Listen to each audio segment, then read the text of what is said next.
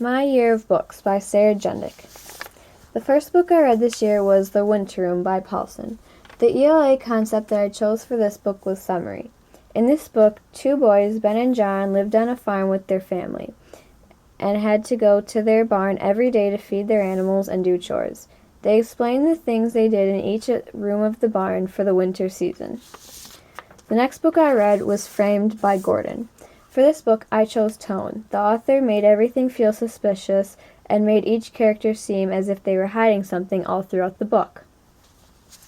The third book I read was The Kind of Friends We Used to Be by Dowell.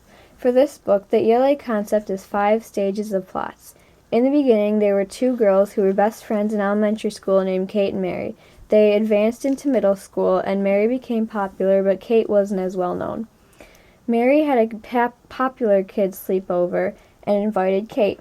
Kate was made fun of all throughout the night. The following days, Kate and Mary didn't speak to each other at all. Then Kate found a group of friends that she fit in perfectly with, and everyone was happy in the end. The fourth book I read this year was I Survived the Sinking of the Titanic by Tarshish. For this book, I chose point of view. The book was written with a passenger's point of view, and it explained how the character felt, what they saw, and all the things they had to do and sacrifice. Next, I read the book Tomorrow Girls by Gray. The ELA concept for this one is character traits. Evelyn was the quiet, nice, and kind girl. Then there's Louisa, who is smart and is never afraid to say what's on her mind. Next is Maddie, who is good at being a leader and is great at knowing how to survive on her own. Lastly, there's Rosie, who's always scared and asks a lot of questions.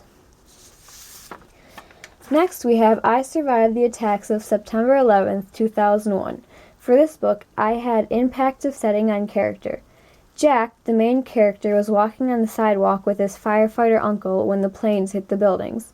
This impacted him because he got hit by the objects as they were falling from the buildings. If he was in a different setting, that wouldn't have happened. Sea Chase by Parkinson is the 7th book I read this year.